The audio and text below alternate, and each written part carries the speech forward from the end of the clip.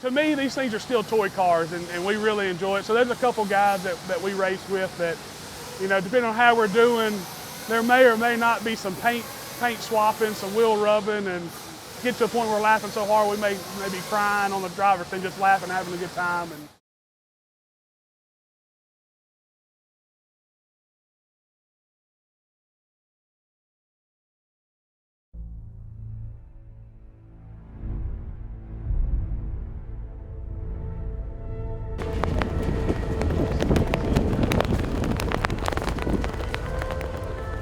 Every 2 years, IFMAR hosts a 10-scale Worlds. In 2017, we found ourselves in Xiamen, China for one of the most neutral Worlds ever held. Like most IFMAR selections, this was one that was shrouded in controversy by most of the drivers. The most vocal of the drivers was Ryan Mayfield. This isn't really a race in my opinion. I mean, the track isn't raceable, so I don't see how this is how you determine a world champion.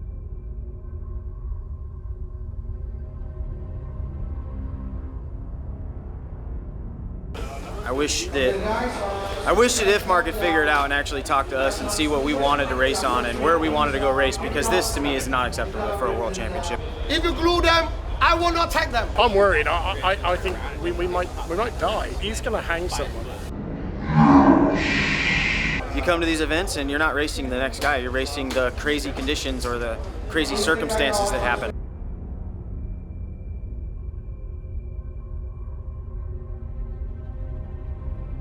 I think this is why the World Championships don't hold as much value as they used to. Everybody agrees, but nobody else is going to say it.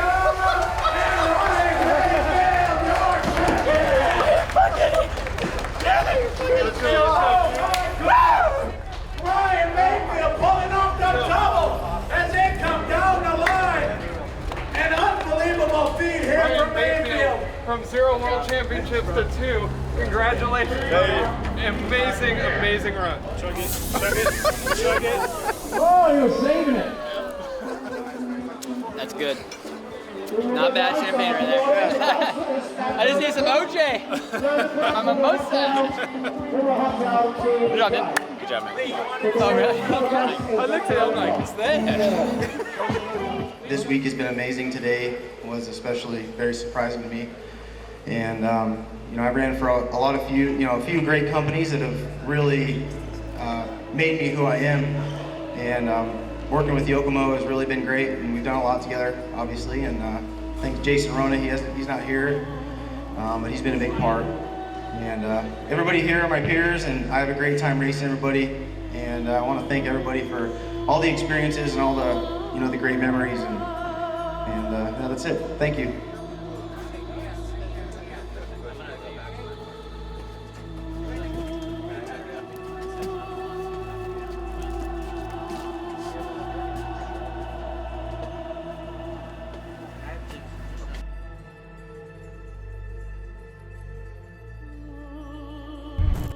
While Tessman didn't have the showing he wanted to in China, that was in his rearview mirror, and he was hard at work prepping for the next Worlds.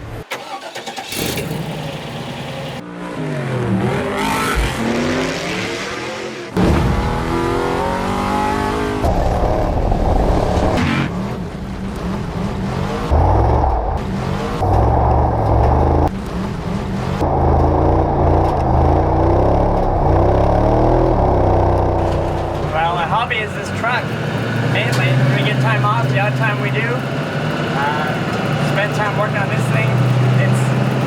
It's never going to be done, but it's running, so take it for a spin. And your 10th and final qualifying spot is a tie. Both drivers with 25 points. It comes down the tie-break in IFMAR is whoever has the higher point result. So your 10th and final qualifier making his bid for the world title from Australia, Kyle McBride. Your 11th qualifier, Ty Tessman. How many two-wheel drive innings have you made at the World Cup? Thanks for bringing that up, though. Appreciate it. 4-3. Given that Ty is a nitro buggy world champion, it's almost hard to imagine that after attending 3 10-scale worlds, he's never made a single A final in the coveted two-wheel drive class. I think we can learn more here because when you run on a track by yourself, the track doesn't change from run to run much because there's not a whole bunch of people running on it. So when you make your change on your car, it's a pretty good test that it's the car that changed, not the track. Eventually you get to where you run out of stuff to try, so you just start doing crazy stuff, but for the most part it's just trying things. Sometimes you try things over that you haven't tried in a while, see if anything's changed. Yeah. Are you doing any crazy stuff today? Some crazy stuff. Super secret crazy stuff. Like what? Like stuff I can't tell you, that's why it's super secret. I don't know if I can trust you, pretty shady. Rumors are swirling about a venue change, and the Tessmans are perfecting their loose track setups. Rumors soon turn to fact. Worlds that were originally to be held in France have moved to Slovakia, more specifically to the Hudi Arena, home of X-Ray. This was a controversial decision, and many drivers voiced their concerns over the move. This isn't the first time that IFMAR stirred up controversy, and it won't be the last. The 2015 Worlds in Japan, hosted at the Yatabe Arena, saw the off-road Worlds held on a turf track for the first time.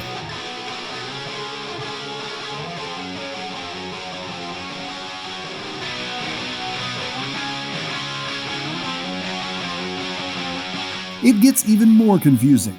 Yatabe had one of the most well-known dirt tracks in the world. I think it's a really big fail on IFMAR's part. I don't think that AstroTurf should be considered off-road. It's kind of disappointing. I've always thought off-road should be on dirt. If they decide to stay with AstroTurf, I would maybe push us not to go to that event because it doesn't make sense for our sales and our market. They've chosen to go with, so we have to, everybody has to prepare for it and do the best they can on it.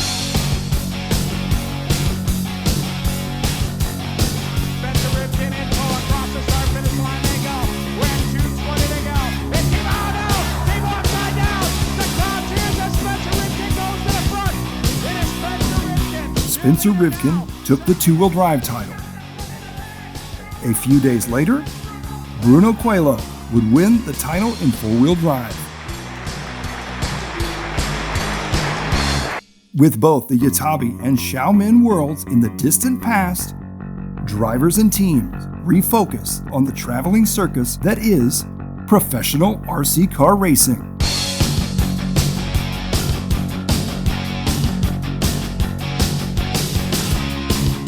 In 2018, Dustin Evans took the prestigious win at the Reedy Race.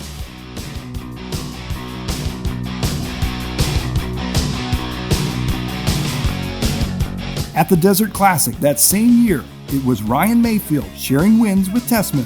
For the 2019 installment of the Reedy Race, Tebow took his first ever win at Reedy.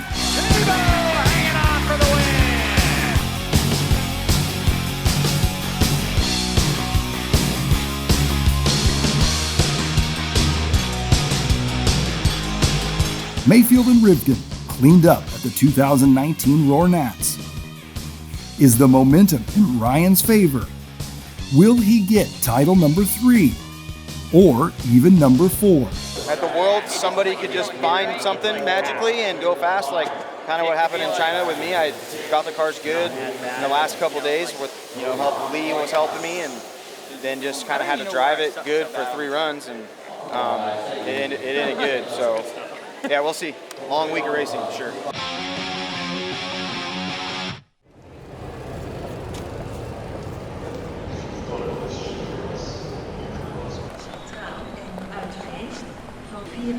We landed in Vienna and were escorted by a strangely quiet driver to the home of X-Ray and the Hudi Arena, Trencin, Slovakia.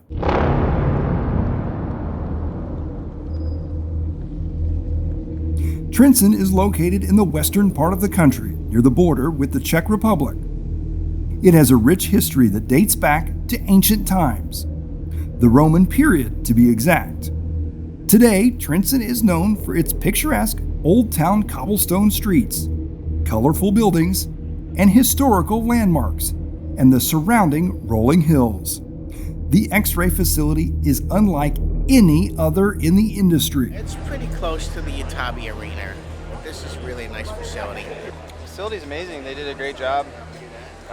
Obviously, a lot of these guys from Europe and England and stuff come here all the time. Most of us Americans have never been here. It's pretty cool. It's like a F1 factory, kind of what you would imagine a real race, like a full-size race car team to have. Best facility I've ever seen.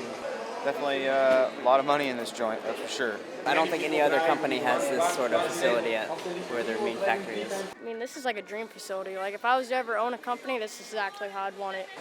I think facility is amazing because so big and yeah, really nice to be here. Hey, so this is a 10 scale race, you know that, right? Yeah, I know. Davide Ongaro, fresh off his 8-scale title, is here to try his luck at the smaller scale of 10-scale racing. I mean, I think that my driving style is like two-wheel drive, not like four-wheel drive, so full throttle everywhere. So with 8 scale, you gotta be full throttle everywhere, right? No. Steps. Then I'm driving mine wrong. Yeah. With a contingency purse pushing $20,000 per class, it's not surprising that these worlds have drawn out the best drivers from all around the world. There's money to be made, for sure. That's why we're all here. That's why we're doing it. Ty is right. This does feel more like an F1 factory. It had a full-service bar and restaurant. This is where Bruno dominates, but when he runs the track backwards, he has to change his whole setup. Places to relax, and loads of memorabilia from X-Ray's long history. X-Ray had very humble starts and have slowly grown over the years. Uri started his company, which held his namesake, under communist rule at the peak of the Cold War.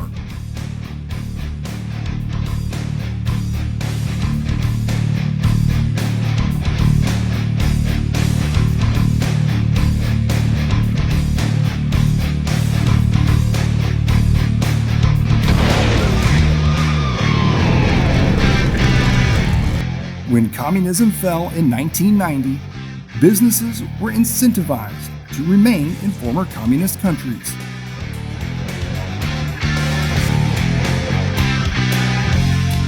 Hootie, who had the most humble of beginnings, was now set to take advantage of tax credits and expand. Everything started with when Uri bought a garage just right behind our building, which is like 100 meters from here. And he put 2 small machines there and he employed 2 workers. X-Ray really is a family business. It's my father who is the boss, then it's me and Mario. I'm taking care of the development of the on-road cars. And Mario is taking care about the marketing, distributors, and stuff like that. And then we have also Mario's wife, which is taking care about accounting, and then also my wife is communicate with the distributors, dealers, and also with the customers. Uri is active in all aspects of the business. He is also active in all aspects of this event as well. Okay, enjoy. Thank you. While other manufacturers have sourced out manufacturing, X-Ray builds everything right here in Slovakia. While the Hootie facility is surrounded by military contractors, Hootie maintains that they only do manufacturing for their RC divisions. Since we started with the X-Ray, we had to expand, and that's why we also build the place where we are right now. The factory floor is state-of-the-art. Film cannot possibly do this facility justice.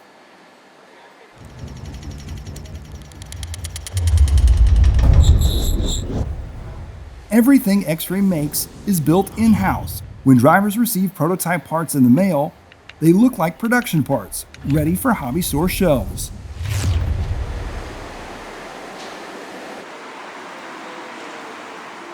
As the legendary Hootie attention to detail spilled into the preparation and presentation of these worlds. And do they have some kind of home court advantage? Over the next 8 days, we will find out.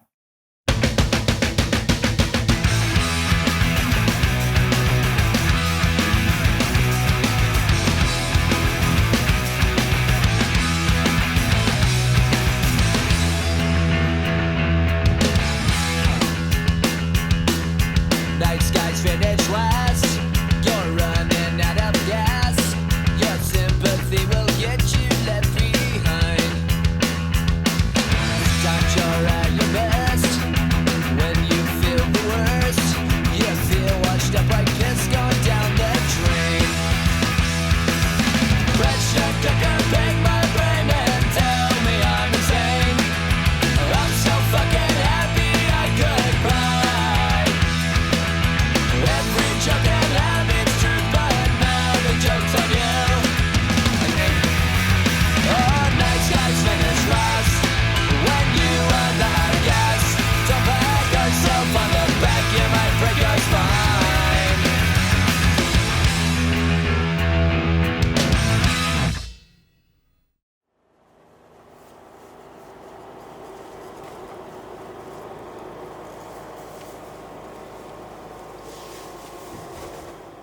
Day 1 is check-in day. Drivers will register for the event, pick up some swag, and start gluing their spec tires. So, we're going to be skipping all that super boring shit. All I will say is that about 18,000 tires were glued that day, and somebody made a pile of cash. I think it cost us about $350 just to enter. We've already spent just today €580 on tyres, so it's an expensive activity for us. Yeah.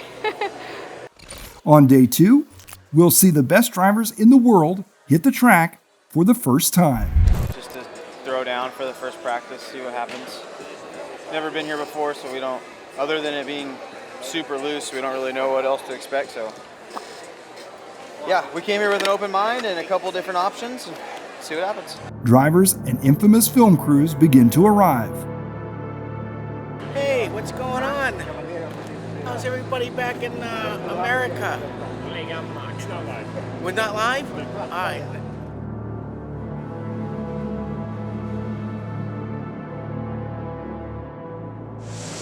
Who is Eddie the Eagle Edwards? He is a folk hero in the UK. It was funny. He's a skier. Not very good, but everyone liked him. He has a movie I haven't watched. Hugh Jackman played your manager. Taron Egerton played you. And he had bottle top glasses, and he was the biggest star in the world for about a year and a half. He wasn't very good at anything, but he wanted to make the Olympics. It's terrible, isn't it? No, he's just terrible. Absolutely rubbish, but his heart was there.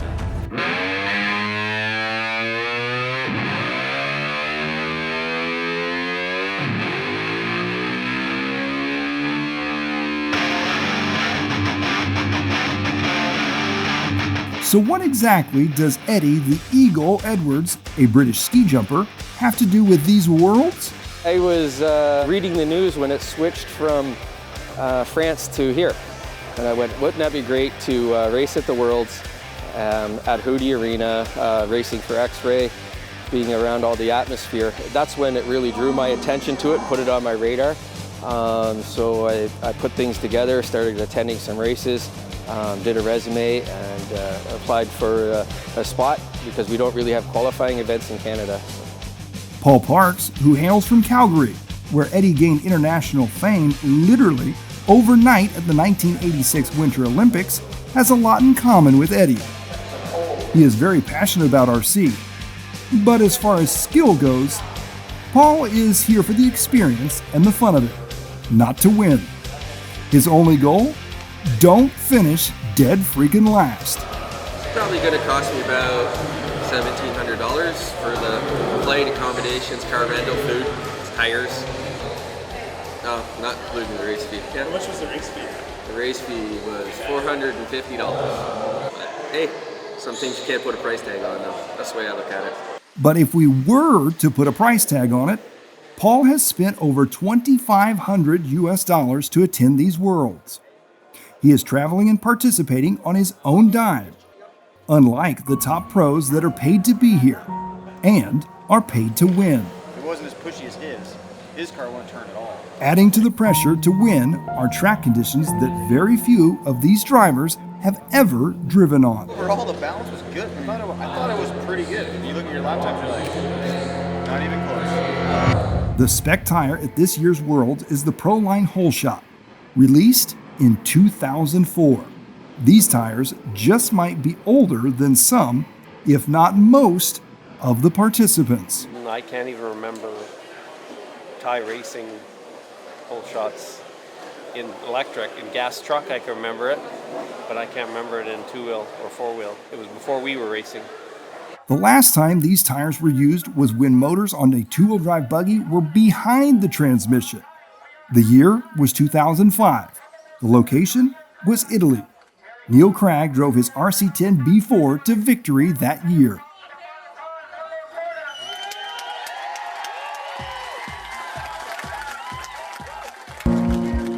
In a way, I'm surprised that no one showed up to these Worlds with a rear-engine two-wheel drive buggy. The loose conditions made this a very challenging track. It may very well be the most challenging track conditions since those 2005 World Championships in Italy, where the track was also very loose and very much blown out. But back then, that was how every track was. One of the main controversies surrounding these Worlds was track time. The fear was that X-ray drivers would have an unfair advantage. Trying to get on pace. We have 4 runs to try to get on pace with guys that have a year of testing on the same track. So no way. No fucking way. No. The people that know me well know that I don't come here so often. I come here to make the races when they happen. I was here on warm-up, and then the week that it was open, I was here to test, and that's it. Advantage or not, the pressure to win exerted upon the X-ray team drivers was huge. Yeah, I mean, I've heard it from almost everybody that they said there's no excuse for us not to win, but it's just, it's the World Championships, anything can happen. The warm-up race held earlier in the year also saw 2 X-ray drivers taking the wins in both classes, with a huge margin of victory. Yeah, I think it went pretty good. Learned quite a bit. We started so far off, so we for sure learned a lot of things, and then the surface is the loosest I've ever driven on. So yeah, it's low grip. We only tested here at the warm-up. I mean, there's no tracks anywhere near like this in the States. I would say I'm a conventional driver on the high grip tracks. I've never even raced on this in my entire life other than the warm-up race. The other hurdle teams are facing is that most of the modern buggies are designed for high grip clay and carpet tracks. You know, these Worlds either go good or they go bad. You don't really know what to expect, you know. So you just go in with an open mind and, you know, try your hardest, put in as much effort as possible, and, you know, wherever you finish, as long as you try your hardest. So, I think I put more pressure on myself for like races like Nitro Challenge, Silver State, stuff like that, stuff I've been to before. You know, it's a lot of work. Everybody's been to those same tracks, so it can everybody's on a more even playing field. So, with seating practice over, it's time to get into some qualifying to see who's fastest for 5 minutes instead of just 3 laps in a row. The paddock was a busy place. After 5 rounds of practice, teams put the best setups they could on their buggies. X-Ray, having seated Coelho and Tessman into the top 2 spots, was the most confident. Even though they had a dismal showing at the warm-up, rumors in the pits are that the tried and tested Associated buggy would be tough to beat. Would youth prevail, or would we see one of these wily veterans on top again? I think you don't need to. That was good. That was a fine guy. No. Who's that guy?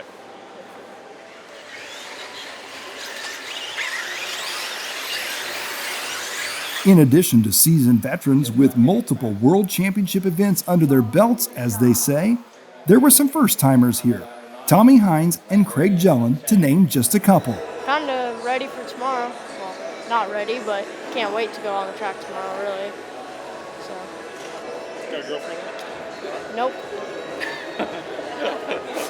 Having parted ways with X-Ray, citing a toxic environment, CJ is now running Kyosho buggies. Yeah, I'm using like Kota. Him and I talk, and we both feel the same thing, and then so we're getting the car better for sure. It was not exactly going well for Team Kyosho International. Like most, they were struggling to find rear grip. Didn't have the as much rear grip as I'd like, so it was a little bit sketchy. Had to take it easy, but crashed on the very last lap. Luckily, I didn't have to get marshaled, but still it costed me. Kevin, CJ's stepdad and pitman, didn't look too impressed with how CJ's qualifying was going so far. He's been very upset about how I'm driving, so not the greatest. But yeah, it's a good thing I don't have a headset. Adversely, Tommy's runs were improving with each run on the track. It helps having a former world champion in the pits coaching him. I think he started off struggling a little bit, but he's getting the hang of it, and I think it's a little bit overwhelming for him to be at his first Worlds, and so I think he's having fun though, which is good. Stop it. Larry freaking mow all in the It's going okay. I'm having decent runs with not many mistakes. The last run was no mistakes, but I'm just slow. So if I can get a little more grip, can drive harder, I think it'll be better. But I knew coming here it was going to be a stacked race. I was hoping for the C, but right now I'm sitting 40th, so if I can manage to get another good run tomorrow and put it in the D, I'd be happy. Given this field of talented drivers, both CJ in 34th and Tommy in 42nd have little to be ashamed of.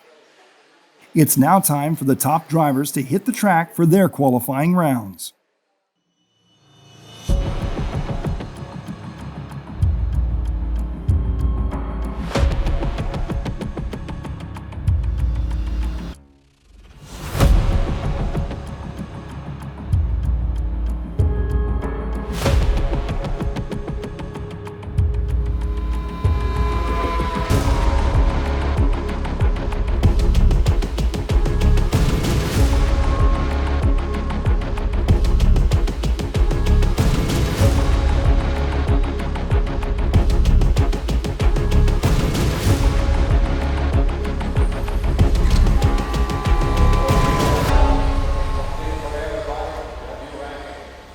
As mentioned, the pressure is on the X-Ray team drivers to perform.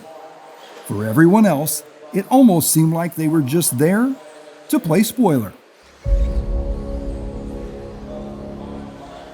My car now was more not so rolling, you know? Yeah, like that's before. what I was going to say before. You come into the corner and it goes and it dumps if you come in too fast. Yeah, before I felt like left and right, it was like too lazy, and then when it turns, just lose the rear, you know? Now it was more direct, it doesn't lose the rear so much. Yeah.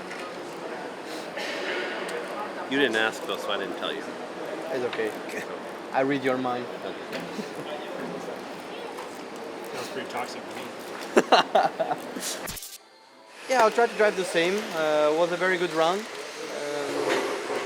The ASO guy was like 6/10 behind me, so it's very close. It's almost nothing. I mean, on this category, when you lose a little bit the rear, you lose immediately 7/10 almost. So yeah, we need to improve the car. But you know, in this moment, your car is good, your round was good. Should I touch it or not? You know. So I'm kind of afraid to change something and then go wrong, and I'm not able to make it again first or second. You know. But another point, I feel not comfortable to have like so close the guys, you know. So yeah, I will discuss with Martin Bayer about it, and we'll decide what to do for the Q2. The first round went pretty well for X-Ray. Bruno and Ty were first and third respectively, with Spencer Rivkin sandwiched between them. But Spencer's hot lap was fast.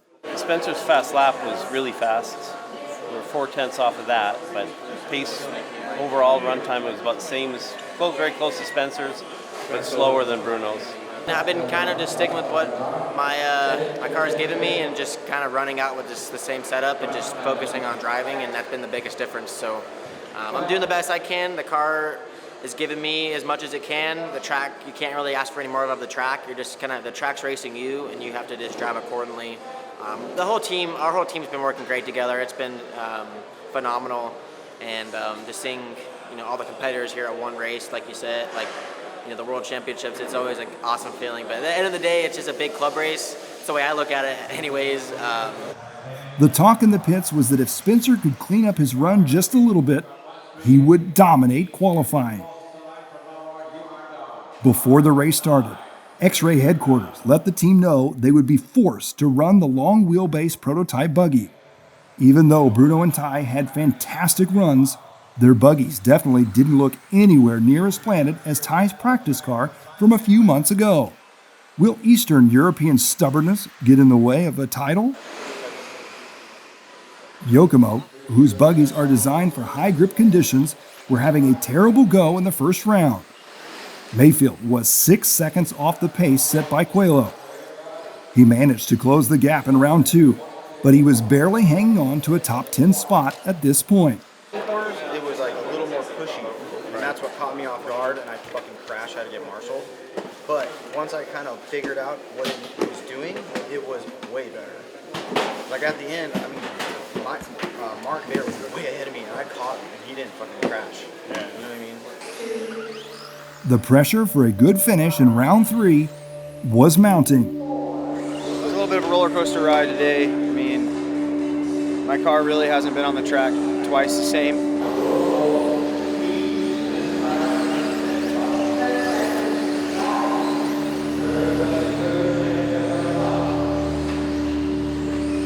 I got to get another, I got 2 decent points, a 2 and a 6. I need to definitely get another. It would be nice to get another top 3, try to start up as high as possible, but I'm sure the points are going to be pretty crazy because there's a lot of inconsistencies going on out there. The last thing Ryan wants is to just squeak into the main and try to work his way through the pack. But that may very well be how his story unfolds at these Worlds.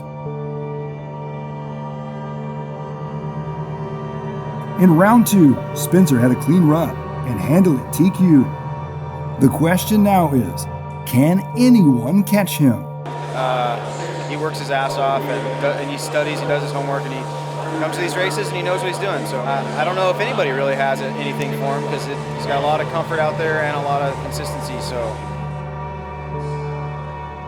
in round 3, Spencer once again set the bar just a little bit higher by putting in his best run yet. This is somewhat surprising, considering he's doing it all from the B qualifier. It's kind of weird being in the big qualifier, so you don't really know what pace to really go off of. So I'm just driving my own pace and just giving it everything I have. I mean, I'm not over driving because the guys that are over driving in the A heat are crashing. So in the pits, his biggest fan was super stoked not only with how Spencer was doing here today, but how his RC career is going. A career that had a very humble start. I bought him a Jado, nitro Jado gas powered thing, and I took him to parking lots and let him go play around cones, and he got just a love for it. And then my next step from that was to buy him like an 8-scale Mugen Nitro. I went from like a little scale car to like the full blown out race car. He used to walk off the stand every run, broken arms or broken wheels or tires come unglued, but I told him not to give up, just to get this car fixed, work on it, and get back on the track again, and that's what he continued to do. Round 4 would give Spencer his 3rd consecutive TQ and the overall TQ. I actually didn't realize that round would secure the TQ. I hadn't even really been paying attention, to be quite honest with you, but when we showed up to the warm-up, it was a complete debacle the way me and Dustin showed up. We were 3.5 seconds off a lap compared to Bruno and Martin, so it was just a nightmare. It's been a complete group effort to get to where we are here at the Worlds, and we put in a lot of time, and it pays off. The first day of qualifying has come to an end, and Team Associated would have Spencer Rivkin and Davide Ongaro on top. X-Ray's Bruno Coelho was in 4th place. Mayfield down in 6th, and Tessman was a dismal 7th place. But Ty had made the show for the first time in his career. Could he, or anyone else, spoil Spencer's near-perfect march to the title? The final day of two-wheel drive was upon us. Today we would finish off qualifying with one final round and then go straight into the finals, where a new two-wheel drive world champion will be crowned.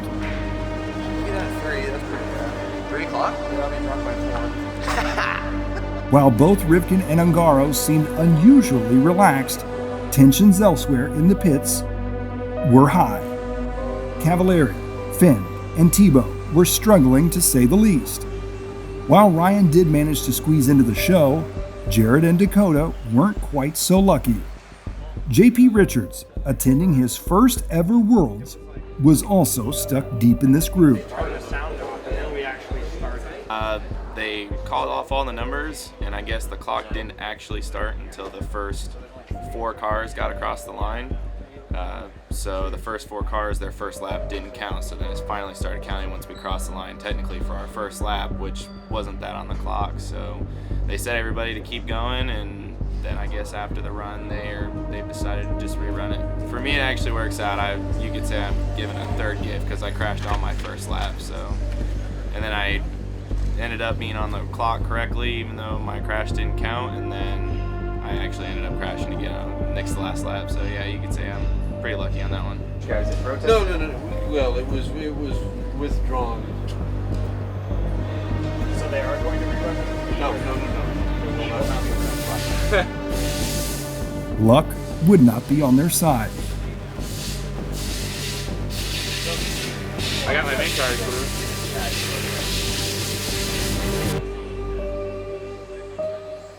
All 3 would have mediocre runs, and their chances for a title are gone.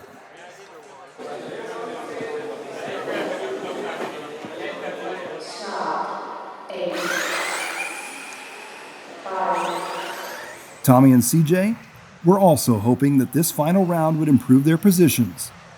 It really didn't.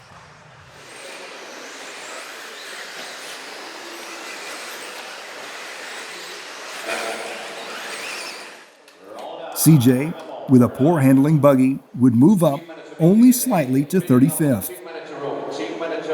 As for Tommy, who is in a rowdy E grouping, would struggle with traffic and would finish down in 49th spot. One of the feel-good stories of these Worlds absolutely has to be Neil Cragg. He has been quietly putting in consistent runs and has worked his way into the show. For an old man, not too bad at all. Pretty happy with that. That was my goal coming in, to make the two-wheel drive final. You know, I know I'm not fast enough or committed enough to win these days, so if I could make the final, I'll be absolutely ecstatic. I am really pleased. So this is you absolutely ecstatic? I will be when I'm on my own. Yeah, I'll have a few beers tonight. Yeah, very pleased. You know, it's just tough going, and practice didn't go so good, and I was down in the lower heat, so I just kept plugging away and getting better and better and better, and yeah, super pleased. Can't wait to ring my wife and tell her that she's still married to an A finalist.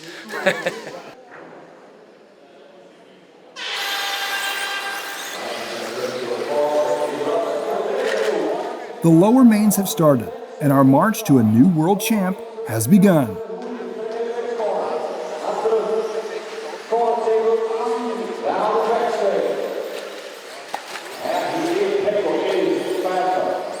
JP Richards, who qualified into the C main, marched his way towards the front.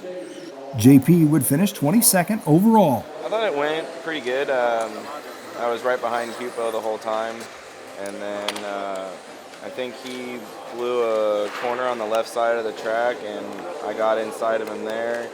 He kind of stuck around for a while, and then I kind of started to pull away from him, and then he started battling with the guy behind him. So I was trying to put Chase on to Gabrielson, who was in first, but just didn't have the time. And on a track like this, you just can't make up time like that.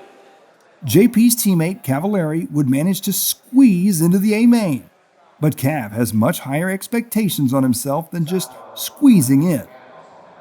Has age finally caught up to him? I feel pretty good, like driving-wise. Like I don't feel like that's really, my speed isn't really fading. I just think guys are getting a little better. We've kind of just hitting like a wall with, I feel like, our setup sometimes, and you know, we've done stuff to make it better, but we're just kind of off a little bit. I mean, our whole group, we've put 3 cars in the main, so I mean, we're going good. Just competition's hard. As for Jared and Dakota, Tebow would win this stacked B main, which puts him 11th overall. Dakota would end his two-wheel drive title campaign down in the 16th spot. All eyes are now on the best 10 drivers of the week. X-Ray's hope for a title rests on the shoulders of Bruno Coelho, who would start the triple mains from the 4th spot. Spencer was very confident, and his car looked very good on the track. I drive the same I've been all week, and live and die out there on the track. Would he win his second two-wheel drive IFMAR title today?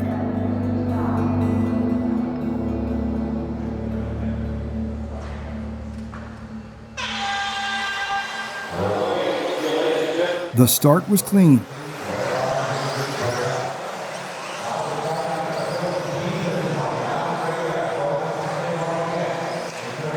When you're in the back, you have to go really slow because everyone's trying to hit each other. Oh, and then I made a mistake on the far right and basically just drove around till the end.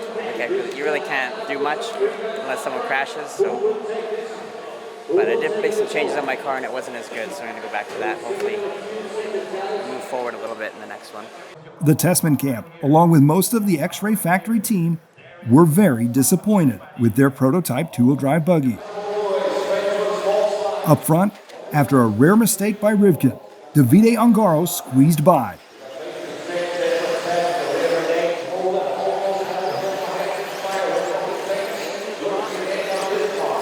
I had a little bobble. David was able to get by me, and we pulled away from the other guys, and we were going to duke it out. I left it all on the line, and just shouldn't have made that bobble.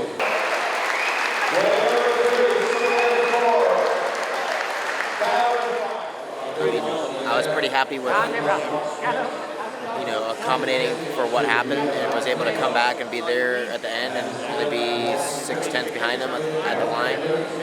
At that point, I was just thinking, maybe this score could be used for a tiebreaker. So. Just giving it all I had with what I had in the situation. Davide Ongaro would hold on for the win. He was uncharacteristically nervous about the next race, though. Spencer's speed was unmatched. Yeah, because at the end I saw him closing up to me, and he was so fast also. So yeah, I'm nervous.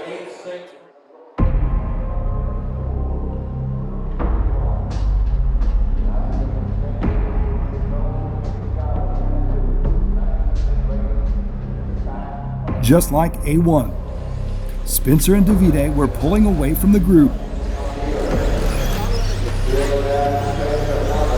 Tessman has somehow managed to work the prototype buggy, which he never had comfort with, into a podium spot. Rolls it over on the pipe. We worked on a car that I liked, but that's not what we got to race with, so yeah, a little bit disappointing, but we'll figure it out for the next race, and I'm sure we'll get there eventually. Associated was putting on a clinic.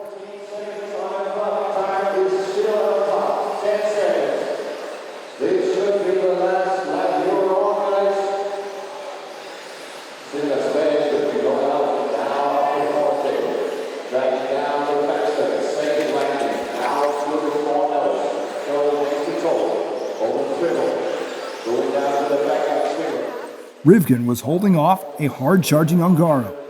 Spencer would take the win, evening up the score in this AAA format. That was solid. Not the best drive out of me, but it was good enough to get the job done on that one. It was a lot of pressure bouncing back after A1 and handling an A2 and made it happen. I'm really excited to battle it out because, a lot of respect to all these guys out there on the track. This is definitely the hardest driving. We're so finessed with what we're doing out there. It's just incredible, and I'm glad to be a part of my sponsors that support me. And of course, David, we're out there battling for the win for our sponsors, and I'm looking forward to A3. The X-Ray team drivers were eliminated from contention at this point on their home track. After months of preparation back home on a loose backyard track, the Tessmans were confident they had a setup package that the whole team could compete with.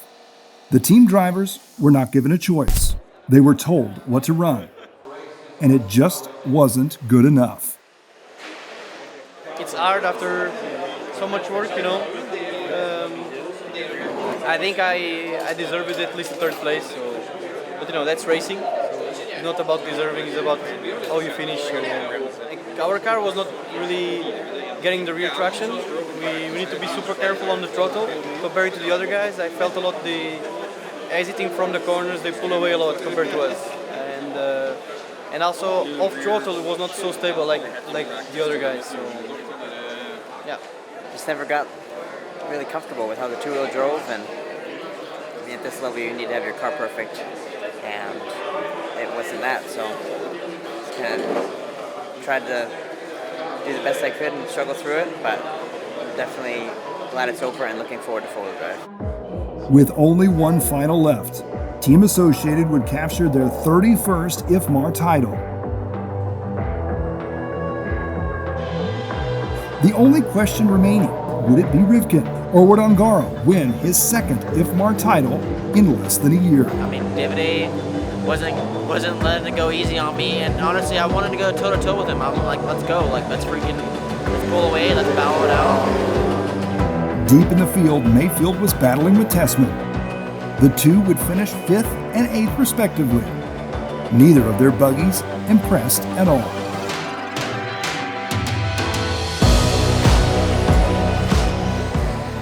As for our Cinderella story of sorts, Neil Crack, who battled hard to get into the show, would finish right where he qualified, 10th overall. This might have been a disappointment for some, but not for Neil.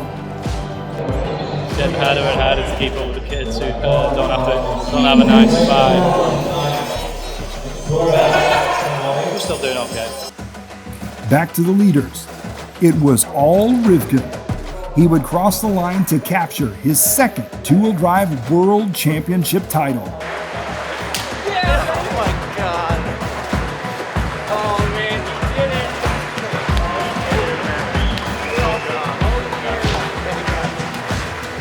it! Ever since that first four-wheel drive open win, the 2014 Reedy race, Spencer hit the ground running, and he is considered one of the elite 10-scale drivers in the world.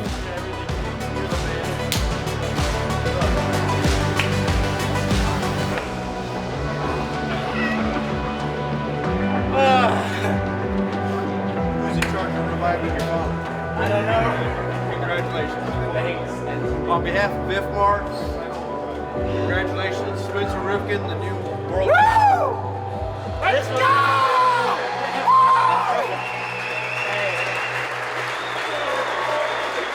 We put in a hell of a lot of work, and to come here to this facility in the X-Ray's backyard, and words can't describe what I'm feeling right now, and to do what I love to do as a hobby, a job, it's just incredible. I'm feeling a lot more relaxed right now, but watching my kid go around the track is very stressful for me. I'm crossing my fingers and crossing my toes, and I'm just begging him not to crash. Just drive smooth. You don't have to go super fast. Just go easy. And he seems to be very relaxed out there and just driving at a nice pace. I can't be any happier. And he kept telling me, Dad, dreams do come true, right? And I says, absolutely, son, dreams do come true. And he's just living out his dream now. I don't know what else to say. I just love traveling with my son. Even though these are CJ's very first Worlds, and he finished a very respectable 35th overall, the intensity in his pit was leaning towards toxic. Two-wheel drive summit. Oh, I'm getting out of here. What was the highlight? What was the low light?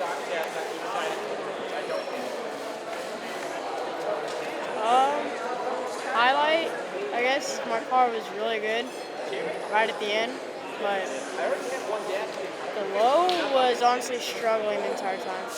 That's probably going to be the hardest thing. So my confidence is not really there now, but I felt pretty good about four-wheel drive on any kind of track, so just get tires, get myself ready, and then go out there for four-wheel drive. Disappointed clearly. Yeah, well, especially for Kevin, he's not even barely will talk to me sometimes. Like it's really bad. So yeah.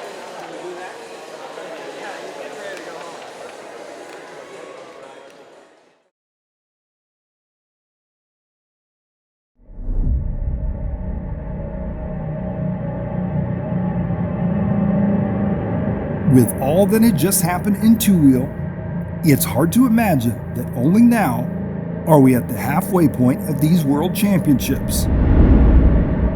Unfortunately, we are not like a club with a lot of members who are willing to help. Basically, we had to do it with our workers, so it also was not easy because we have a lot of work in the company, but we need to move them for this event, and we wanted to have everything ready, so we had to prepare the layouts already before, that we know exactly because we have only one day off to change the layout, and because of most of the part of the track is completely different, we had to pre-prepare it, to cut the carpets, the pipes and everything, to have everything ready, so in half a day we could change the layout from two to four-wheel.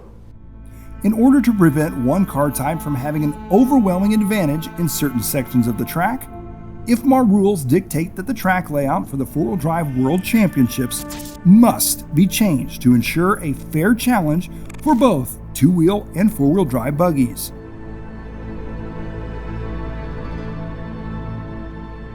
The track surface was also re-smoothed and sealed, but we all knew it would not hold together for long.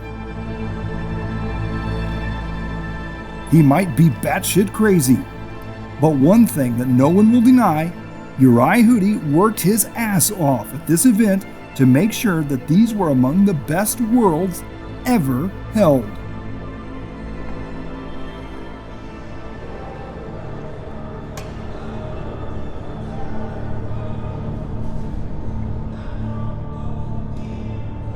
When I speak with some professional drivers, for example, like Jared Thibault, who told me also that before the event he had many people had concerns about this event, but when they are here and when they see everything how it's prepared, and they are really happy and they are having a good time. So when also the team drivers say that he's having a good time in our place, this is quite a good highlight for me as an organizer. I think it looks really good. They did a good job at changing it up for us. They had a little more racier layout, I think, than what 2.0 was. So.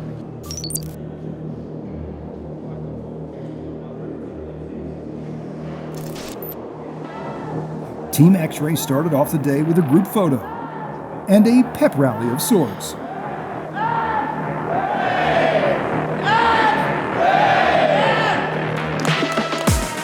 They were hungry for a win here in four-wheel, and they might even be a little pissed off about being kept off the podium in two-wheel.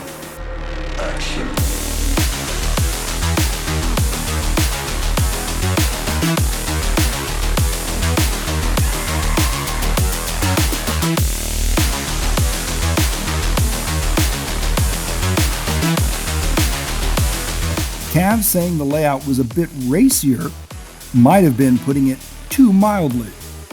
The added acceleration and overall speed of the four-wheel drive buggies made this a much more challenging layout.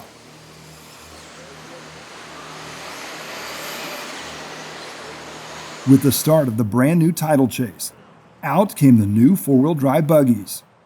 Yokomo, taking a page out of the X-Ray playbook on how to completely mindfuck your entire team, was running a prototype car.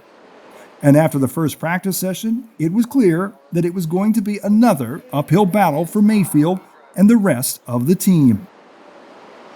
So I'm going to go a different way. I went a little bit that time. Your car looks really good. Like you're driving it super good. Hit the cone coming on the straightaway. Seems like that's what everybody's liking to hit. Me and Bruno hit it, destroyed our car. 2 runs earlier than that, I hit the brick wall, destroyed the car too, so it's been fun.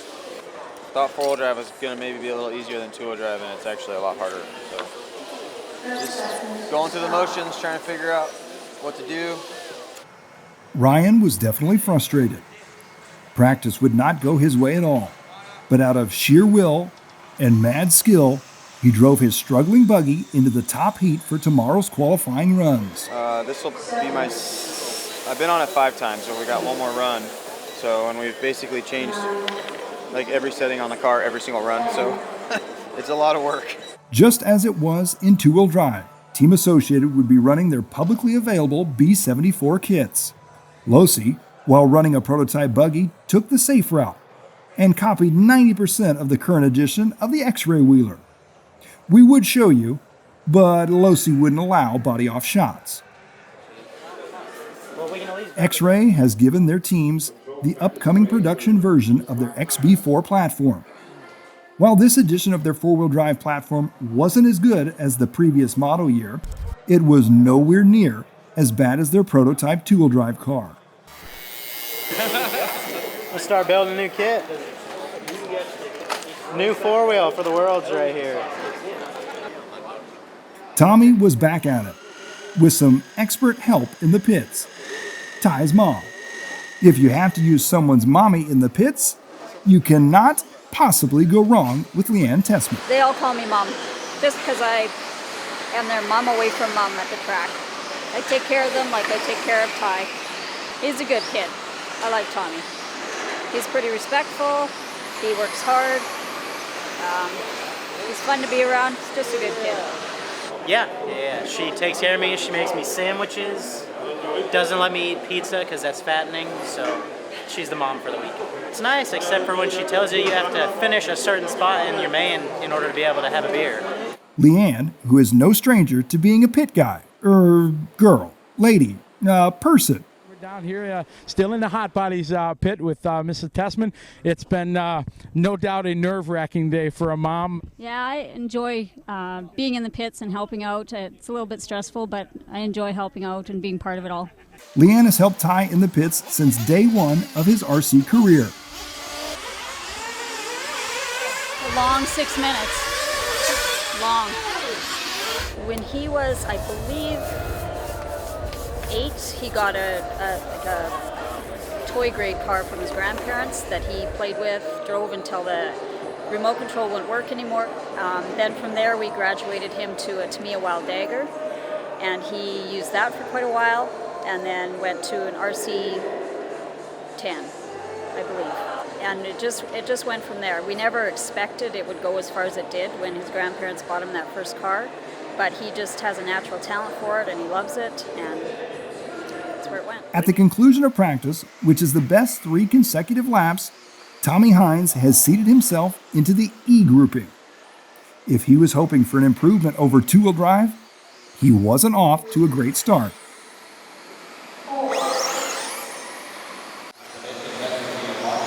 Hines put in a solid run and improved his position to the bottom of the D group. Young CJ, who absolutely killed it in seating practice, has regressed. He is once again struggling and losing confidence.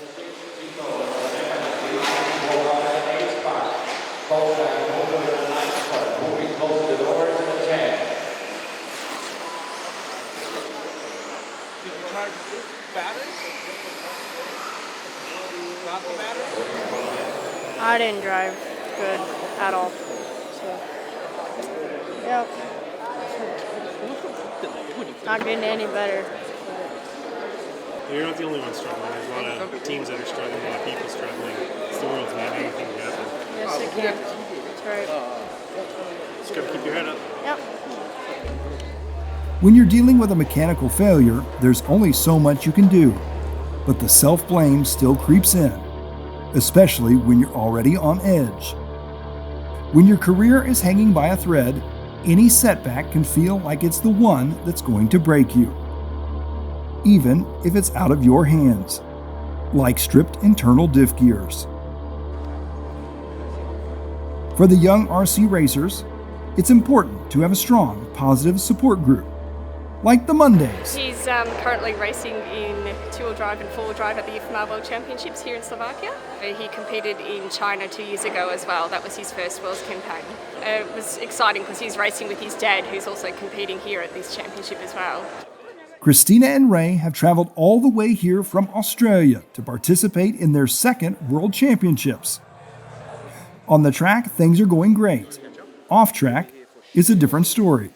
Both the kids got food poisoning. So, yeah, from about 11:30 last night, Jasmine started throwing up, and then Lockie as well. So, Chris looked after him, but I didn't get any sleep when it was like that. So, yeah, we came here. Lockie he slept through his first practice today.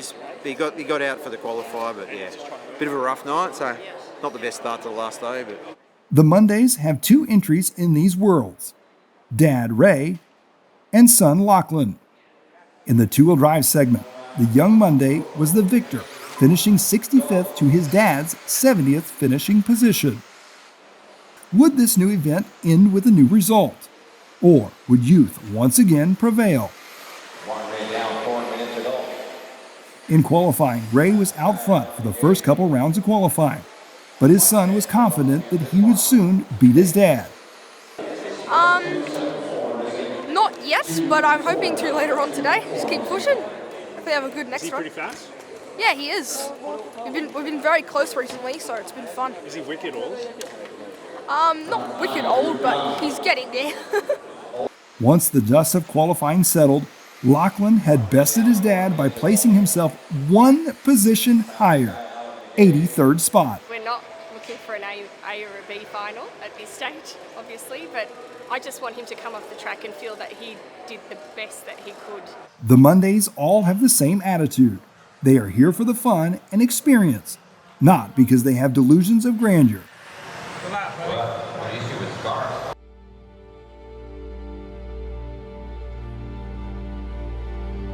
It's now time for the top drivers to get to the track for their 5 rounds of qualifying.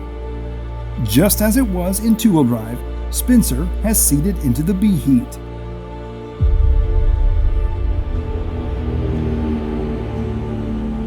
Unlike two-wheel drive, Rivkin would have a very quiet four-wheel drive Worlds. Top seed was Bruno Coelho, but with all this pressure on him and the rest of their team, these 5 rounds of qualifying are sure to be a test for them all. While Tessman seeded 3rd into the four-wheel drive heat, he looked off pace. Not what anyone expected, given that he was one of the favorites coming into the four-wheel class. Former Nitro World Champion David Ronefalk, who had a rather quiet two-wheel drive segment, was a bit sportier in this class so far. He seeded himself into the top heat and is putting in a solid first run. He would finish 5th overall.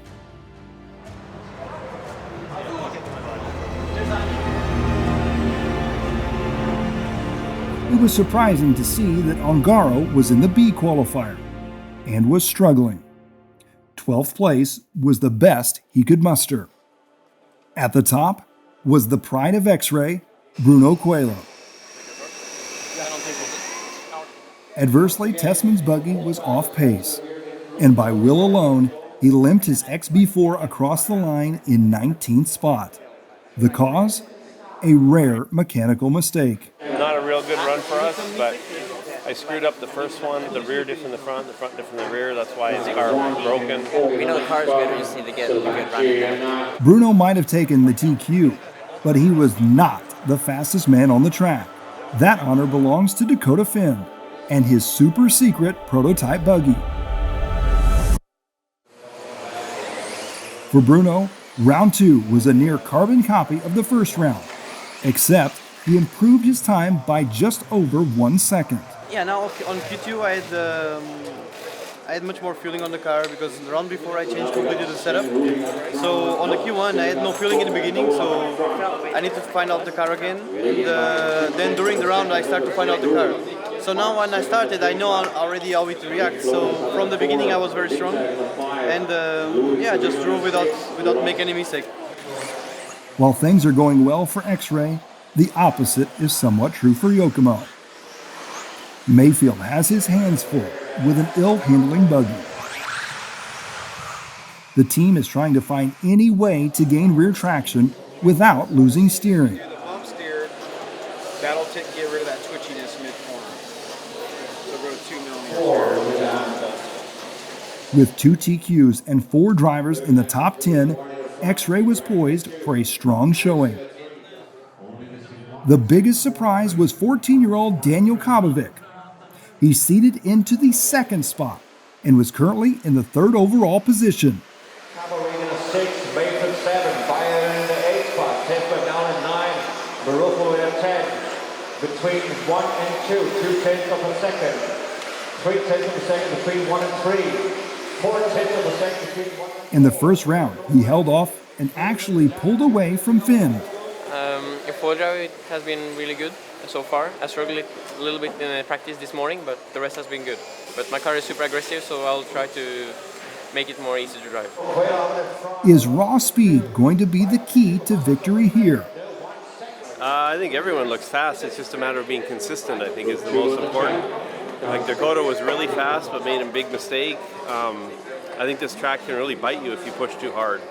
The key is putting a clean run in. Not really anybody's really doing that yet. I need to figure that part out, and I don't think we're looking too bad. We'll see. As I said, we're over here brainstorming on what we can do and trying to work best we can with each other to see how we can go fast. I'm driving round to the best of my ability, trying not to throw it away. Did you throw it away? Yes, last lap. But it's pretty tough. Like even if you keep your car the same, every time you hit the track, it feels different. So like we come back here and have a different feeling every time. With only 2 rounds in the books, a lot can change. A couple of years ago, in China, at this stage of qualifying, Mayfield and his teammates were ready to pack up and go back home. We all know how that turned out.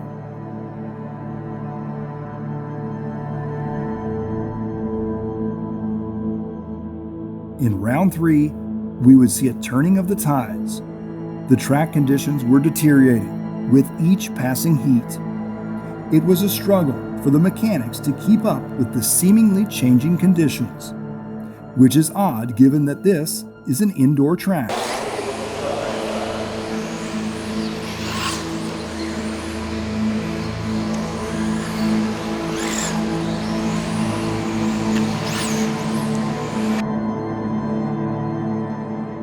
The constants at the Worlds are disappointment and unpredictability.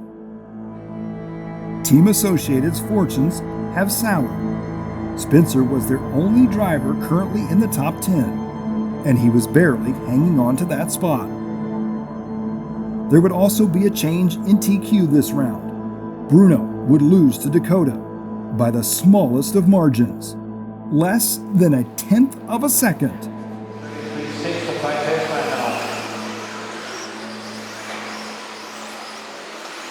2 minutes down, 3 minutes to go.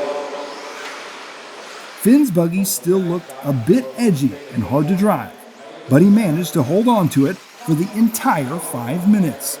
Yeah, it was a pretty good run. I almost biffed it on the first lap. But yeah, I managed to save it and just kind of put my head down and ran super clean laps after that. And track's getting pretty hard out there. There's a couple of holes and stuff that are really kind of in bad spots. The car hits and kind of gets all edgy and sideways and stuff. So just tried to hit my lines right, and the car's carrying a lot of corner speed. So just trying to drive mistake free out there. Yeah, the rag's working real well. So is the new body. So very limited time on it, and just been making small changes to get more comfortable. But the car has awesome speed, and it's just going to get better from here.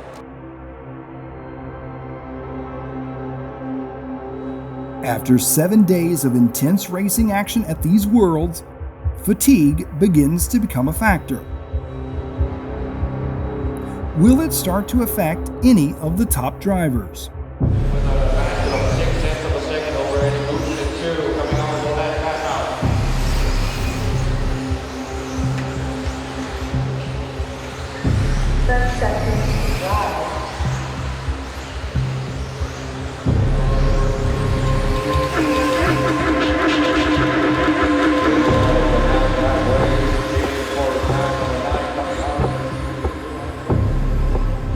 Bruno, along with his teammate Martin Bayer, would suffer DNFs in the 4th round. This would give the overall TQ to Dakota, for now. It wasn't all bad news for X-Ray though. Tessman worked his way through the field to finish in 3rd. After a 19th and a 12th place finish, Ty desperately needed this. I'm just really thankful he got a good run in.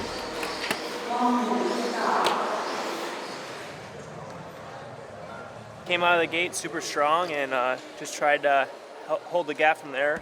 A lot of people were making mistakes out there and almost crashed a couple times, but held on to it and was able to come on with a TQ. Pretty happy? Yeah, super happy. We got one more round tomorrow to make it happen, and then we'll be into the mains. So, game plan: just keep the car the same, go through it, make sure everything's good to go, and just keep on running it. Across the paddock, Team Schumacher, one of the smaller team in attendance, is quietly putting together a solid four-wheel drive campaign. While Mikhail Orlowski's 19th place finish in two-wheel drive isn't what he had hoped for, things are going quite differently here in four-wheel. It was a good run. I got second, clean run. Had good tires for the beginning. Had some small mistakes out there because the track was pretty tough. But a consistent uptime, but it was fine. Got second, so I'm looking forward to Q5. Even though Mayfield has essentially guaranteed his spot in the show, after tasting the victory of an IFMAR title and cashing in a pair of rather large contingency checks from his sponsors, just making it isn't good enough for him. A couple ups, a lot of downs, track's hard. It's hard to figure out what to do. It's hard to drive. I mean, it's just a lot of hard, everything's hard basically, so. We're done, we're doing this, we're downloading, trying to figure out if there's anything we can do to get a game plan for tomorrow. And I guess the good news is only one more day. As the sun sets on the penultimate qualifying round, the end of the event is nearing. As the track crew tucks in the track for the night, the drivers head out for a well-earned evening of escape, seeking anything that might help them unwind and shake off the intensity of the race. Booty hole, my balls, suck on my balls, in the asshole.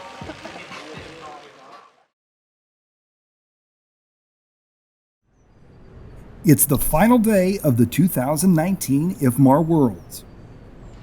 It's very likely that more than a few teams would be more than a little bit tempted to toss their buggies into this trash bin. I mean, the electronics seem fine, and the car seems fine for 80% of the lap, and then for 20% of it, it's like, you know, it's pretty unpredictable. You don't really know, you know, what it's going to do. So that's hard to figure that out because of how big the track is, how fast it is, and there's so many holes developing. It's way more rough than for two-wheel drive.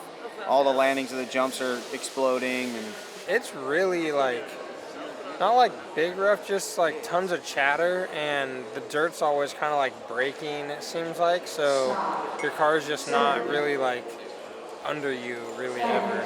So, and then, you know, you're going from the dirt to the concrete, it seems like way more often on this layout than the two-wheel, and the grip just changes a lot out there. Not like during the run, but just each corner just feels totally different. So it's a really challenging track, but it's fun. Even though all 124 competitors are running the exact same tires, some of the top drivers are getting a little bit sneaky with them. I'm running scrap lane once. I ran new tires in Q2, and I'm running scrap lane for the Q5, and for the final step, long warm-up. I think like 3 minutes I'll go new in final, and I will bed them in before the start. They are easier to drive, so the car has a little bit less steering, but it's more round around the corner. So that, you know, in 5 minutes make it easier without so many mistakes, you know. So yeah, I prefer to use it. I think there's kind of like if you want to come out of the gate a little bit better or not. I think the scrubbed-in ones are better. I think they maybe fall off a little bit at the end, but it's just kind of give and take. With Dakota and Bruno tied with 2 TQs each, round 5 will be the deciding round.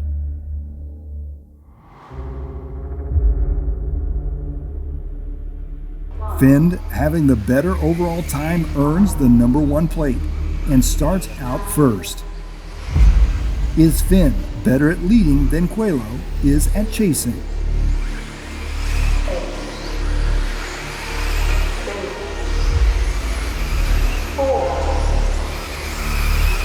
Everybody's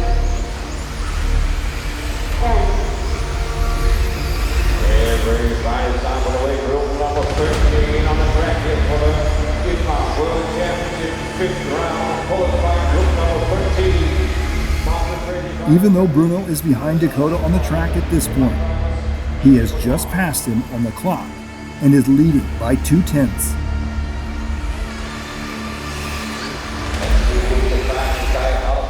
With that being said, it is in this round that we begin to see Bruno's weakness, the quad jump. He cases it and gives the lead back to Dakota.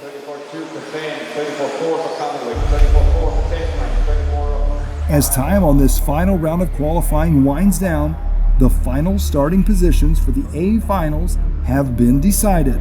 But who has earned the pole position? Is it Fend or is it Coelho? 9th spot, Ty Tisman. 8th spot, Spence Rivkin. 7 goes to Marco Garofalo. 6 goes to Ryan Mayfield. 5 goes to David Ronafat.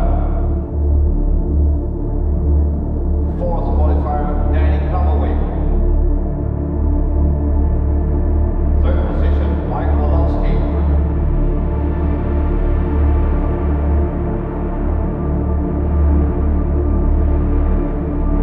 Second position, Dakota Fan. Starting from the front, top qualifier, starting position 1, Bruno Coelho. That was a very good qualifier, very close with the quota. Yeah, in last qualify, was very tight with him. He did a small mistake in the hand that cost him maybe the TQ. It's good for me, so I will start first. It will be difficult for sure in the finals. Track is very difficult. He will attack for sure because we have more or less same pace, so I cannot for sure go away. So I will need to play a little bit on the defense. So we'll see.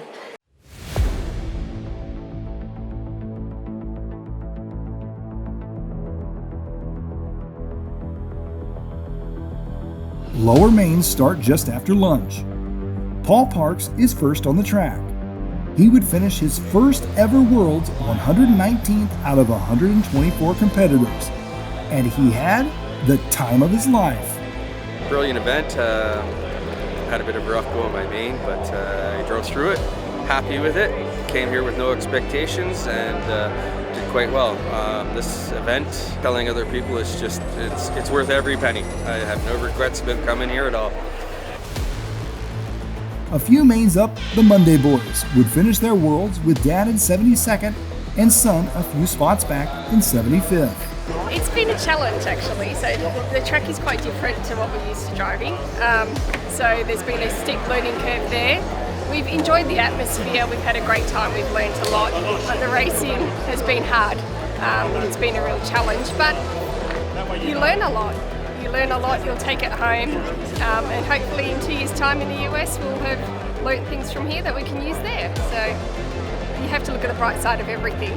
CJ's struggles spilled over from the two-wheel drive event into his four-wheel drive campaign. Even though he seeded into the B group, qualifying didn't go at all his way. He would win his main, but it was the E main. He would end his Worlds in 41st spot, far short of expectations.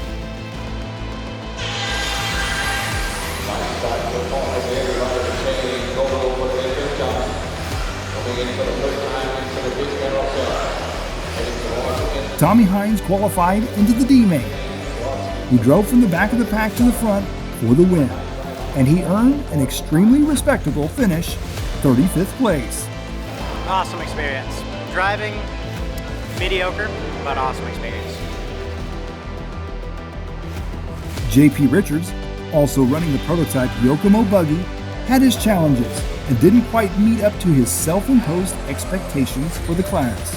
Overall, I'm happy with how I did. I kind of under-exceeded in four-wheel drive, I think, a little bit, but considering the track conditions, how rough they were, I thought it went all right. I mean, I had really consistent runs. They were all inside the top 30, so I'm happy about that. Finished 25th overall. I thought I did pretty good.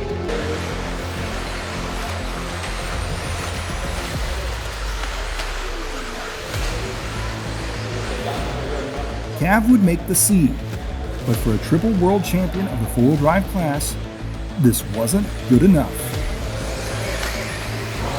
In the stacked B main, featuring the likes of Jared Tebow, Lee Martin, Davide Ongaro, it would be Brock Champlin taking the win. The grip just changes. Each corner just feels totally different. So it's a really challenging track, but it's fun. When you get a good lap, it's really fun to drive around. It's you just have to be really, really accurate. It's probably one of the toughest tracks where you have to drive really aggressive, but then smooth in some spots, but then like extremely accurate on your car placement. Tebow and Martin would finish up in the 13th and 14th spots overall. It's the first time I've missed a two-wheel main since 2007. But great event, like they put on a really good event. Track was good. I mean, a little bit more grip would have been nice for us, but obviously we need to make our cars a little faster as well. But overall it's been a great event. The guys at the Huddy Arena have done an amazing job. It's been a pretty fun world, just the results haven't been what I wanted.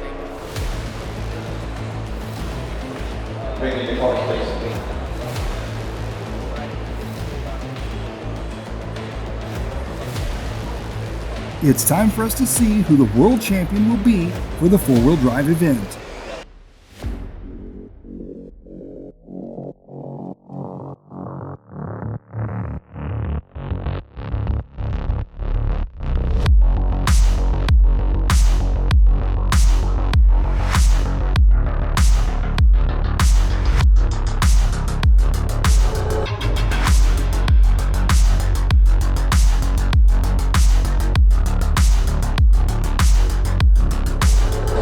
This is my first time really kind of like being in the heat of it for the win. So super exciting, and just gonna take the opportunity and do the best I can with it.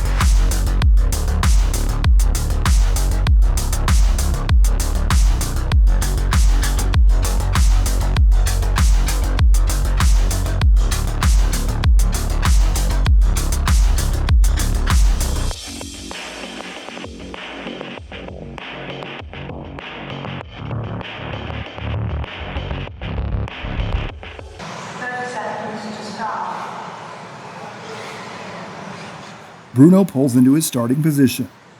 He has selected the outside line for the grid spot.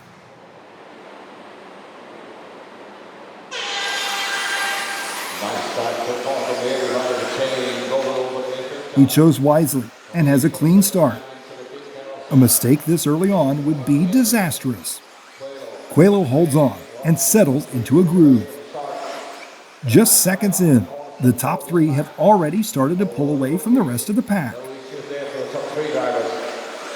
Orlowski hanging on to the two guys up front. The chain loses. Now we got two small chains, a three-man group. The rest of the farms behind after the first couple of laps.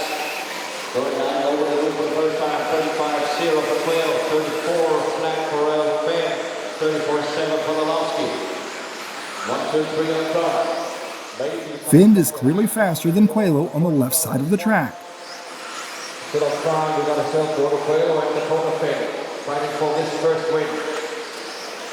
1 minute down, 4 minutes to go. Major trying to come up to Orlowski. Dakota Finn knocking at the door from Bruno Coelho now this time. Coming down the lane, great. Halfway in, the top three are unchanged. Coelho, Finn, Orlowski. But Bruno's lead is a precarious one, and a section that he began to struggle with in round 5 is about to cost him the lead.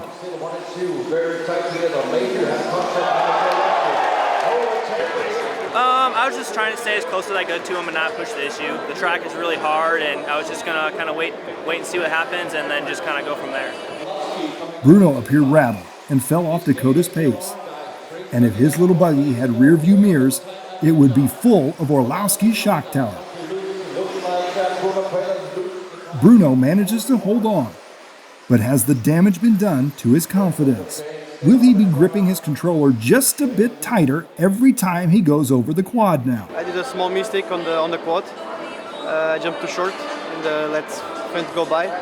Then I did some small touches on the pipe that make me lose some time to Dakota, but then in hand I was catching him again. So we'll see next one.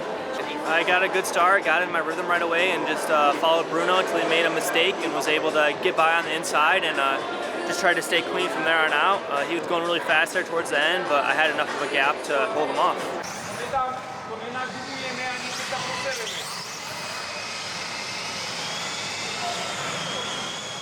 With the win in the first A final, Dakota just needs one more to become the world champion.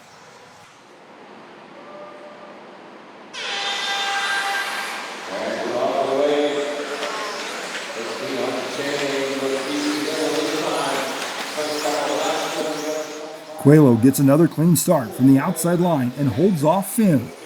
For now. Back in the pack, it's a dogfight for position. Rivals Ronafalk and Tessman are making a Daniel Kabovic sandwich right now. Mayfield would like to see them tangle so he can move up the leaderboard. For now, the order remains unchanged. Unlike the first round, the top three did not pull away from the pack. A mistake by any of the top three would be extremely costly and would be nearly impossible to recover from. In the fight for seventh, Mayfield and Tessman tangled. But that wouldn't be the only racing incident. Bruno, who has struggled with the quad, gives Dakota an opening. He takes it aggressively.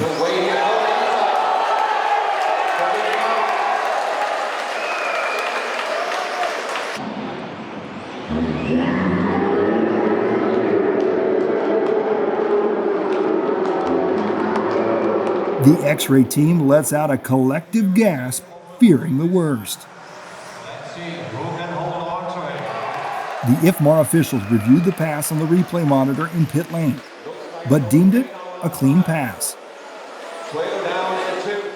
Finn was in the lead, but his low-C buggy is quite aggressive. Would he be able to hold on to it for the last half of this race and earn his first ever IFMAR title? So you got Dakota Finn in the front, Coelho in the 2, Alonso in the 3 spot, David Rivkin in 9, Finn in the 10. Finn crashes. Coelho capitalizes. We got 1 minute 15 seconds left on the clock. By his own mistake, rolled in the small carousel. Okay. Let's see what he can do this time. Nice and clean race here. We want to see a nice and clean race here the last lap. You're on. It's the final lap. If Dakota gets by Bruno, he is the world champ. If he is held off, the crowning ceremony will have to wait for the third and final main. Very light line for Coelho this time. Didn't open any chances for Dakota to do any. Bruno, with deft precision, gives Dakota absolutely nothing to work with, and he crosses the line first. Yusuke in the 6, Tessman in the 7, Mayfield 8, Rona from 9, Spades in the 10. Martin Bayer was fired up about what he perceived as a dirty pass, but Bruno knows full well that this is a pass that he pulled many, many, many times. The problem is he knows I'm struggling there, so he all the time tries to ride close. What he did, I don't understand. They don't call because he. If, I mean, if ever he raised like I was this, okay. I opened a little bit. Yeah, it was hard, but I will do the same. I mean, he opened a little bit. He put the car immediately, you know. So it was hard. It was hard. It was okay. I mean, he's fast. He's been really good. He's won previous four-drive world, so just gonna do all I can do, and that's all I'm in control of. With the results in, most of the field had been mathematically eliminated from leaving Trencin with a four-wheel drive title. Yeah, none of my four-wheel drive mains went well. Started 6th and got up to 4th in A1. About 2 minutes. I had to tap out. My brain couldn't handle it anymore, and finished 10th. Round 2, kind of the same. Got a couple positions on the start. Car was just super hard to manage and made a slight mistake. A couple people got by and it just went downhill from there. And happy to be in the main, both classes. I don't think video is going to do this track justice, how difficult it really is and how much it changes every lap. So the guys that did well this weekend, congrats. They definitely probably worked their ass off to get to where they got to finish. And Ty would be one of 3 X-Ray buggies in the top 5. but he was here to win, not to finish fifth. And just kind of struggled through the whole thing. I managed to make the main in ninth, but then we worked on the car after that still and got it feeling better, which was able to drive to fourth the last one, but still it wasn't really on the top pace. So as far as everything goes, I think there's nothing really to complain about. Just some people struggled more than others, some people had really good runs, so it's just the World Championships, you never know what you're going to get. Both Bruno and Dakota have their strengths and weaknesses on this layout.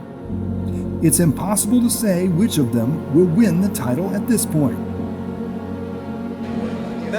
There's 20 amazing drivers, so it's just, whoever has their car. I mean, obviously Dakota's going super fast, which, you could say, oh, maybe that's surprising because it's a new car, but I mean, he's an excellent driver, so, obviously their car's working good.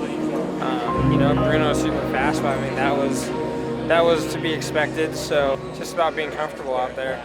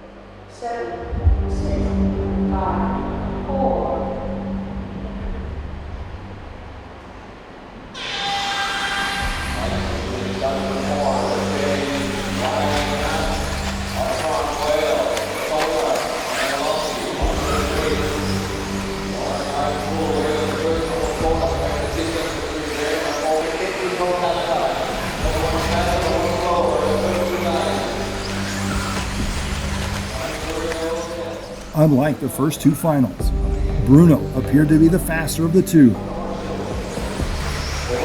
He was worried before the mains, I know that for sure. He was questioning stuff, and Dakota was pushing so hard that it's just, I know the feeling. I've been in his position where you TQ, but the guy in second is fast, and you don't really know what he's going to do, and he could win, so it's not a very nice feeling. He has pulled away and built up a small gap, but one mistake could wipe that out in an instant. The inevitable crash does indeed happen, just not to Bruno.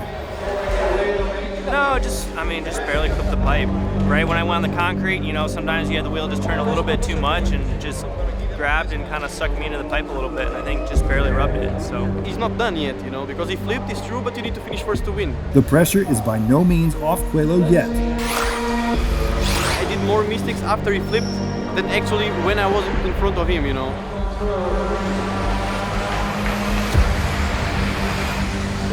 After the mistake on the front straight, Dakota was down in fourth position behind Orlowski and Ronefalk.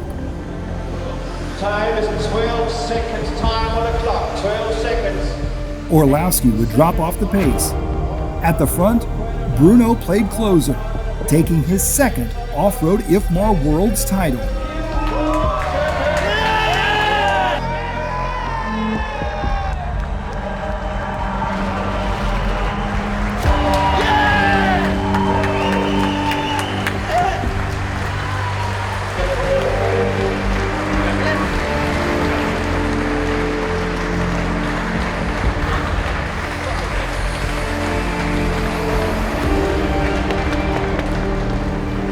Ladies and gentlemen, new world champion 2019.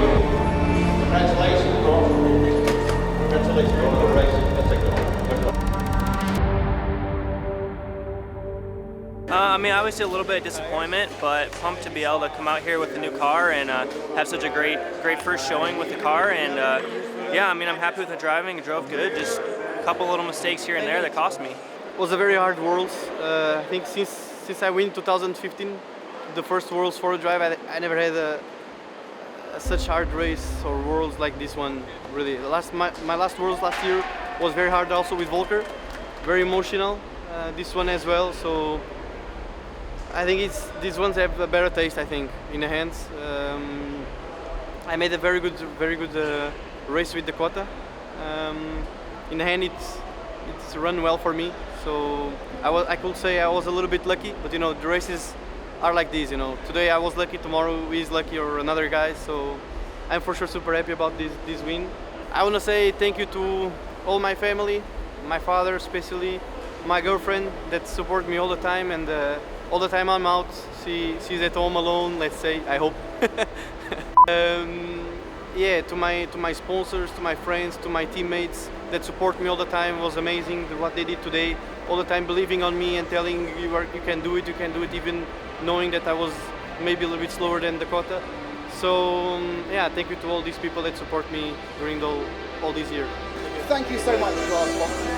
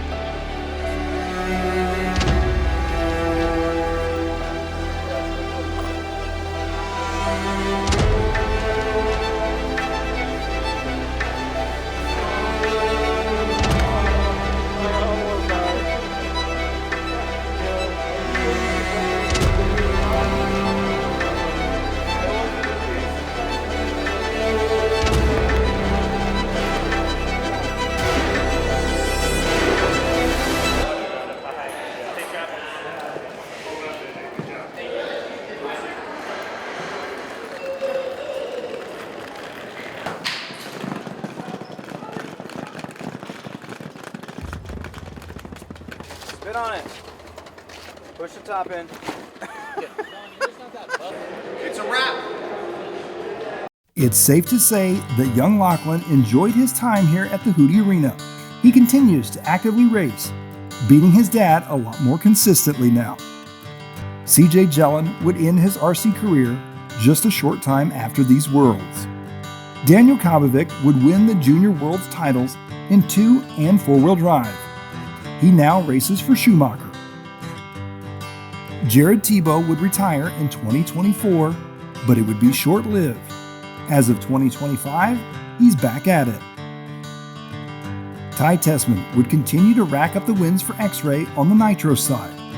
He would retire from RC in 2024. Now he goes wheeling in the Rocky Mountains with the Drop.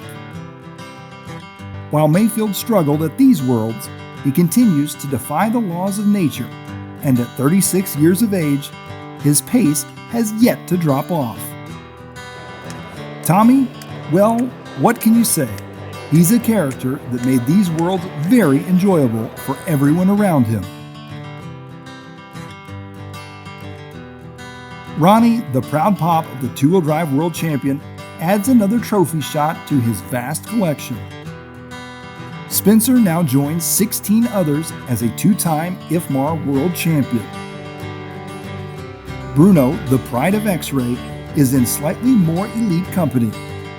His four-wheel drive title here will be his fourth, and he joins two other drivers, including Ryan Cavallari, with the fifth most titles in IFMAR history. RC sucks and I'm quitting.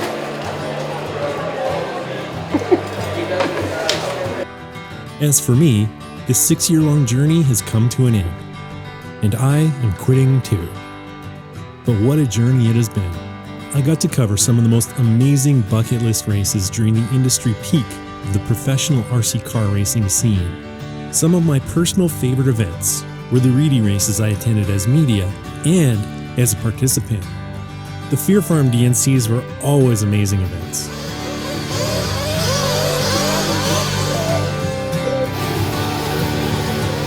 And I went to a whole bunch of those over the years. Even though I only attended one, the Neo race was such a fun event. Phil was a true visionary. Too bad he quit RC too. The Southern Nationals will always be a stand-up for me as well. The hospitality that Chris and Caleb showed me was far and above any other event promoter. But for me, the greatest memory will always be my first Worlds in Messina, Italy. Not only was it my first ever IFMAR event, but my friend Ty won. I was so fortunate to be able to tell these stories at some of the most amazing RC facilities ever constructed. If RC had a Hall of Fame, and I believe it should, I had the pleasure of seeing what I consider to be first-round ballot entries in their prime. Seeing Mayfield, Cavalieri, and Tebow, along with a host of other once-in-a-generation drivers, put on a show for me on the track, event after event, was truly a privilege and an honor for me. I will always be grateful to Todd Madsen and Proline for entrusting me with this series. Huge shout out to Tim, Gerardo, Paul, and of course, the hardest working guy on all of RC, Daniel Adams. And while I know that drivers absolutely despise this ritual, I absolutely love the champagne celebrations at the end of the race weekend.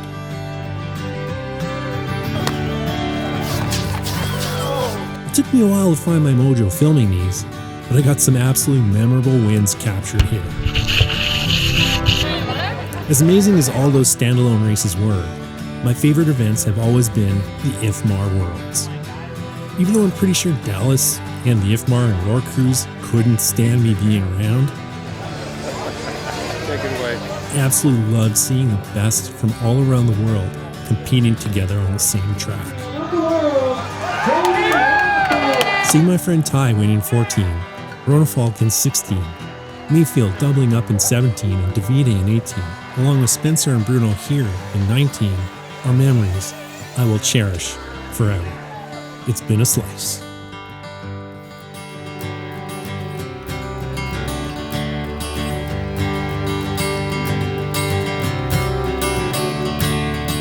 So take the photographs and still frames in your mind, hanging on a shelf in good health and good time. Tattoos and memories and dead skin on trial. For what it's worth, it was worth all the while. It's something unpredictable, but in the end is right. I hope you had the time of your life.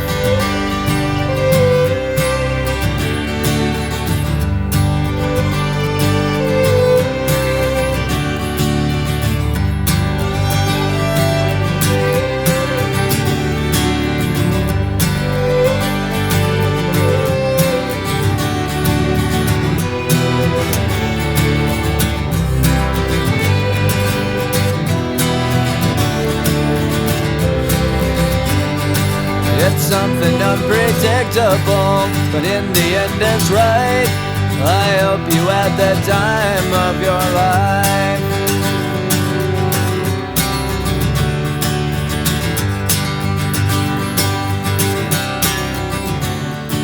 It's something unpredictable, but in the end is right.